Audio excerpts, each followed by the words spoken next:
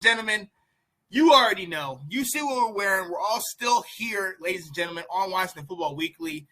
And we talked big and bad. I boasted on every show that I'm on Washington was going to do it. Unfortunately, we came up short. Washington fell short to Dallas 27-20. It was ugly early. We went down 24-0. That defense for Dallas was played out of its mind, but we helped them. Let's be clear. We helped them.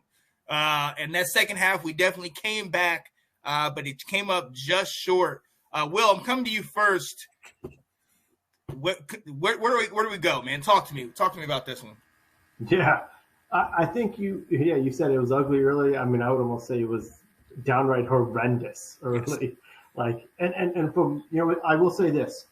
It's really good that we're doing this on a Wednesday and this isn't on a Sunday night. Yeah. Monday night right after. We've had a chance to, calm down a little bit, had a chance to review, some analysis, some film and kind of see what happened, because it was just like one of these like halves where everything that could go wrong was going wrong.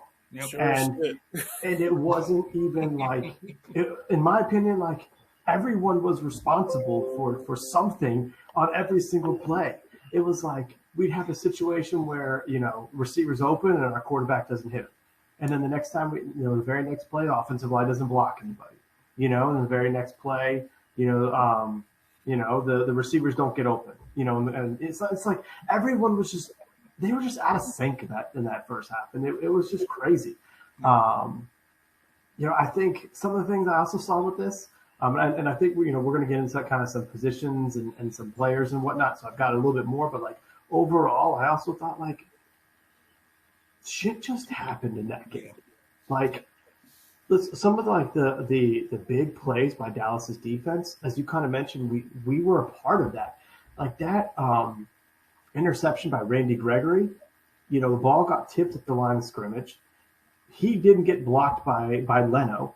And so then he tipped it to himself to catch. Like that was and it was a great play by him. I don't want to take that away from him. It was a tremendous play by him, like Montez Sweat did the year before, and so it was like this fluke play that they got.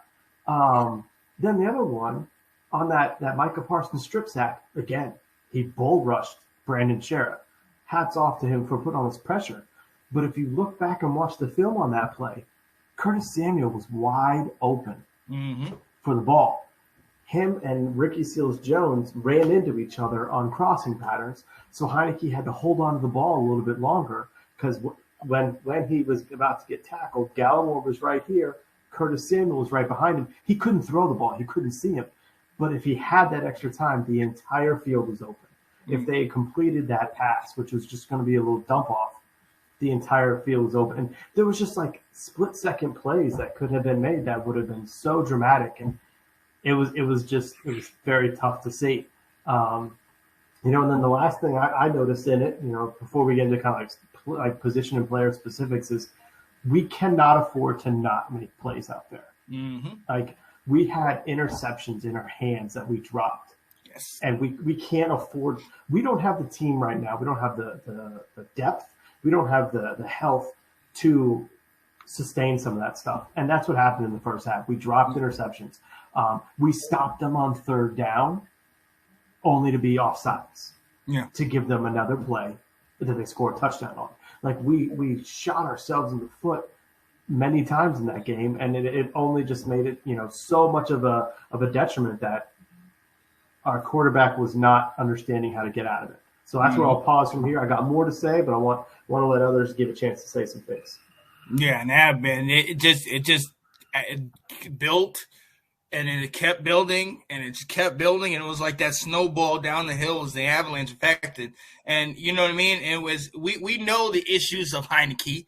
We know his shortcomings, but it was like every one of those got exposed. The O-line got exposed. They came right through, and it was just kind of like there was certain, like that fourth down. There were certain times where just, all right, take the sack, live to see another day. We kept going. He got hit. And credit to Micah, because Micah blew through that line and got right to him. So at a certain point, you can't do anything to that. But at the same time, it's like, dang, man, let's live. What did you think, man? So Micah just blowing through the line. I was yelling at the TV. I was like, at least pinch the bitch. I was Right. screaming. I was Get the so holding, mad, so mad. At least pinch him. Like it was crazy. These games I get up for though, I can't be mad at anything like this because literally, like, I won't use injuries because we haven't used injuries the past 4 weeks. So why start using it now? But Dallas did a very good job of doing putting us out of our rhythm and honestly making Taylor Heineke win the game for us, which sure as shit he didn't win the game for us. In fact, he was part of the reason why we lost that game. So Dallas did a very good job. I can't even hate on it. Dallas, everything that we said Washington last week, what Washington needed to do in order to win the game, they didn't do it. They didn't listen to us this week, guys. They didn't listen to us. So, I mean, I really can't say too much more than that. The keys to victory, they totally didn't do. And then everyone's going to shit on Antonio Gibson for fumbling. Yeah, he fumbled at the end of the game when we were getting our momentum back and everything like that. But guys, he should have never been in that position in the first place. We shouldn't have never been in that position to be losing at that moment anyway. And we can't sit there and blame one person when we had a whole 3 quarters of bad football. You know what I'm saying? We just all of a sudden showed up in the fourth. So to me, it was a group effort in losing this game. We didn't deserve to win. It would have been nice to eke one out because Dallas sure as shit was trying to give it to us. Yeah. But, come on now. We didn't deserve that win, guys. We definitely didn't. No. And to your point, Ab, look, they beat us in time of possession. That's one of the things that we said we needed to do. We needed to keep them off the field, and we needed to keep our guys on the field. They beat us in that. Last week, we talked about this, Ab, third downs. Last week, Raiders were 2 of 8 on third downs, and we were something like 7 of 13 or something like that. This week is the opposite. Yeah. Right. This week we're 3 of 4. We can't do it now. Now a lot of that is that defense. Let's go ahead and give credit where credit's due. That Dallas defense played up to it. But like you said, we gave them a lot of this. And Will, come back to you, man. Look, my 3 things: penalties, and in the grand scheme of things, if you look at the stat sheet, we both had I believe it was 6 or 7 penalties apiece. But it was the timing in which our penalties came out. It was the timing in which we got those penalties. Okay? Turnovers. Turnovers was another thing. You know what I mean? You talk about and the lack of turnovers. The ones that we gave up and the ones that we could have taken from them. I think it was Bobby McCain that had that one interception that he dropped. And it was kind of like, you do that, we stop their drive. We can completely shut them down. And then, like I said before, third down. So, Will, it was an all-around effort, and it was a valiant effort to come back, but at the same time, we put ourselves in that situation. 100%. As we talked about, the very first drive of the game, Dak threw it right into Kendall Fuller's arms, and he dropped it. We could have had the ball at our own 40-yard line and been marching. When we did intercept the ball, when Dak sailed that pass and right into Landon Collins' arms, we didn't do anything with it. Yeah. We didn't get a field goal. No, we didn't get a field goal. We were down 24-0 at half. We couldn't even move the ball. One thing I will say this, and I didn't realize it until the start of the game. I didn't realize that Randy Gregory came back for Dallas for the first time. There's a lot of talk on the broadcast that essentially this was the first time. I'm a big person believing that the NFL is constantly studying film and learning tendencies on players, which is why you see teams rise and fall throughout the season. And we were up against a Dallas D that we had never seen before. This was the first time. Gallimore was back finally. Gregory's back. They've got Parsons healthy. They've got DeMarcus Lawrence back. And Dan Quinn said he was salivating, I got my horses back. I can finally start doing something. And we got completely caught off guard by it. But that's no excuse, We talked a little bit about Heineke and what he was doing is he's played well in the last couple of weeks because we've had a lead. or we've been even. And I don't think he knows how to come from behind unless it's, I'm going to be a gunslinger. Right. You know? Right. And like this, the one nice thing is because this isn't detrimental, he really needs to go back and watch some film. And these coaches need to be showing him what he missed because, as we said, like, what the are those throws over the middle that he was doing? Yeah. Like twice. Yeah. There was 3 or 4 Dallas defenders, and then he chucked it over the middle. Like that's not helping. Like he needs to realize that the game is 60 minutes. You can be down 18-0, and you're not out of it. Right. You need to chip away at it. You know, and he needs to do the things that he does to help us chip away. And you know, and I, you know, that play that McLaurin got hurt on, that he kept saying, you know, go downfield. He had a first down to Curtis Samuel. He had 2. There was 2 of them there. Yeah. There were 2 guys open. Wide open. Curtis Samuel's at the sticks just sitting there. Yeah. You know, and it's like, it's fine to do this, like, dump it. Yeah. You know, he needs to go back to seeing the field and seeing what can I take that's going to get us positive yards to keep moving things, because that type of gunslinger mentality, that type of Rex Grossman-esque, you know, is not going to get you success in the NFL. You know, the other thing I didn't like is until the second half, I thought it took us too long to make our coaching adjustments. It's fine. The first 15, 20 plays are scripted, and you're running these plays to see what tendencies the Dallas defense is giving you and what are you going to do to set up something later. But when our offensive line was getting crushed as much as it was and couldn't contain their pass rush and we couldn't run the ball, and so they're just teeing off on us, we needed to make an adjustment, and we didn't. We needed to change the tempo of the game. We needed to start going with some quick game and quick hitters to get the ball out of Heineke's hands, because he has a tendency to hold on to it. We needed to go no huddle, to not let them substitute and let them get gassed out there. We need to go RPO to freeze those blitzers that are coming, and we didn't do it. Like, we weren't making the adjustments on the fly in the first quarter, in the second quarter, to say, okay, this ain't working. We're getting, you know, stuffed here. What adjustments can we make? And I was really disappointed to see that. Yeah. I think you hit the nail on the head with tempo. I think, and it's funny because when they started going no huddle, I was going to message you guys and be like, this is what we need. Keep that defense. Don't let that defense regroup. And even the commentator said it at one point once we stopped going no huddle.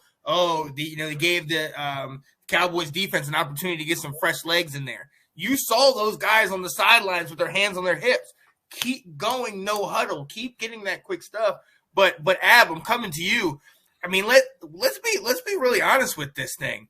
Will had mentioned it the week or two before when Will and Ab did the show, dominated the game. I gotta shout out my people. Gotta shout them out. Let's go. But you talked about it all off season about injuries and being and that's our worst fear. We got it.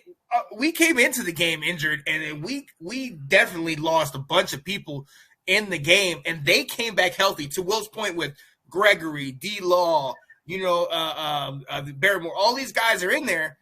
So, look, all things considered, we play with half a team, right, Ab? And that's what I was going to rebuttal with, guys, is that the reason why we couldn't do all of that is because we didn't have enough people. You know what I'm saying? And especially the injuries that were happening and during the game, guys, tell me if I'm wrong. Like, this is probably the first time I've seen a quarterback go in and out like 3 times in a game. Mm-hmm. Like, that was literally one of the first times I've ever seen that. And it was kind of crazy to me, is because, it looked like he was injured after like the first one, and he should have probably never gone back out there. I thought the offense moved a little bit better with Kyle Allen in there. I hate to say it, but yeah. First down on the first play. My man, just like, he's a different quarterback than Taylor Heineke. And like, you can tell, the confidence, the experience, you saw it there. It's like, you know what I'm saying? Like, he handled the game, especially coming off the bench. He handled it so perfectly.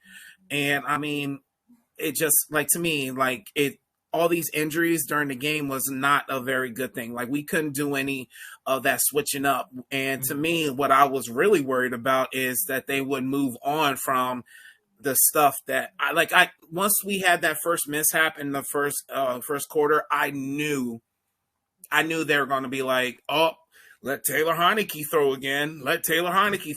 And that just, to me, I knew that's what we were going to resort to. And that's when we lose games, guys. Taylor can't take the game and for us to win. Like, it just doesn't happen. It does not happen when he's the front runner leading the charge. He just needs to take a back seat, let a few running backs go in front of him, and then whenever they're like, okay, you can have the ball here, like, make it work then. But to me, it was a whole bunch of force and not enough finesse. So well said. So well said. You know, and one of the things we showed that picture in our text thread of McLaurin versus the Raiders, how they had 4 guys covering him, you know, and we kept saying, like, Terry keeps getting these plays, he keeps getting catches, you know. Dallas finally said, you're not going to do this. Anyone else on your team can beat us, but it's not going to be Terry. And we don't have the guys to do that right now. You know, there's no one out there making plays. Cam Sims made a wonderful catch. I want to give all the credit. That was one heck of a play, but we need more. Like, this team needs him consistently, not just one great catch a game. You know, and like you said, that forced Heineke in his mind to say, I got to take over this game. Right. You know, and like you said, that he is not that guy. He probably will never be that guy, but he is not that guy right now to be successful. And at least, and let me say this, I'm sorry, Sean. At least, it's not the recipe here for him. It's not. And like, maybe he can go somewhere else when they have a better support system, better backups. Like, you know what I'm saying? They're not on the COVID list hardcore in 1 week. You know what I'm saying? Like, it maybe that will help him out. But right here, right now, this team, and honestly, we were injured way before this game. Like, you know what I'm saying? Like, we were like on our third center, like 5th left tackle. You get what I'm saying? Like, and guys, that may sound like I'm exaggerating. I am not. I am not exaggerating. Third center and probably even 4th center, to tell you the truth. 4th center. See? We're on 4th center and like our 5th tackles. Like, you guys, like, this is crazy. No team has done well when they are resorting to backups like this. Again, I'm not trying to use this as a cop-out on why we lost. We lost because we didn't show up to play football. Boom. But, like, injuries were a factor here. You know what I'm saying? And I'll even say it right now. I think we might have a chance at the second game, guys. Oh yeah. Oh, I believe it. I definitely. I normally would have said, like, I thought we'd win at home and lose on the road. Now I'm like, I'm excited for that Sunday night game, provided we get players back. Well, right. You know, but yeah, I'm excited. Alibi players coming back. Exactly. That's what I said. We don't need that. What I was trying to say is there was a brief De'Ami Brown sighting. And then he was right. And then he was right out of the game. Oh my God. I said, De'Ami. And then he was right out of the game. So he fell. Guys. Terrible. One thing that another thing I want to home in on is that last week we even said that we need another person to step up, and the one person to step up was Cam Sims. It should have been De'Ami Brown. It should have been Curtis Samuels. Yep. Y'all see he's hurt again, bro. Hamstring this time. Yep. So it was Cam Sims, and honestly, that was the one thing that they maybe listened to us about, but they didn't involve him more. You know what I'm saying? It was that one play maybe, like that was the touchdown play like he had, and everything else was, but they should have had him more involved, especially when they're double teaming and triple teaming Terry. What are you doing? Yeah. The only people I feel like listened to us was Dallas's defense. And when we said we want Dallas, they said, "Oh, word. Oh, really?" We got you on that. Yo, got to shout out some people watching. Yo, Arthur Coates watching said, I agree with everything you guys are saying. Go Washington. Shout out to you, man. Yeah. Hey, we tell it like we see it, man. Appreciate that. Oh, yeah. And then Anthony said, I missed the first half, but bruh, Washington football team was nasty in the second half. Ron must have threatened to leak out all the players' DMs if they didn't go out there and knock. Hey, they did something. So actually, Cole Holcomb did mention this in his postgame. They said, like, what changed? And he said, Ron yelled at us to man out there. There you go. There we go. Yeah, I mean, he got on them at halftime. Here we go. Can we say how good? Like, do a shout out for how good Holcomb was. Like, honestly, like that. I tell you, when he first got here, I was just like, I don't know. I wasn't really feeling him, and like, but year after year, he slowly has been progressing, guys. Oh, jeez. That's De'Ami right. Brown. De'Ami's Brown. doing That's all I'm bad. gonna say. Cole Holcomb is saving the day. We got Target nothing Nation. yet. Let's go. I'm not saying that we need to give him a full top pay contract, but like he's definitely a grinder. He definitely has some pride in the way he plays football. Mm-hmm. And honestly, I wouldn't mind him back on a new contract, guys. I really wouldn't. Definitely. I love seeing him out there. And that, man, I was sitting here like, even in that second half, I was like, you know what? I'm gonna keep watching this. Who am I if I'm gonna sit here and tell people keep sticking with your team and I'm giving up after the first half? And that interception, woo! I don't know if the neighbors were asleep, but I woke them up. I was like, oh, here we go. Guys, my kids, they get, like, honestly, they use this time when I'm screaming at the TV to be loud. So, like, and it's like literally like, I'm like, mother, and they're like, they're like, oh man, my son, he's getting engaged, and then when I'm like cheering, he's like, yeah, daddy, yeah.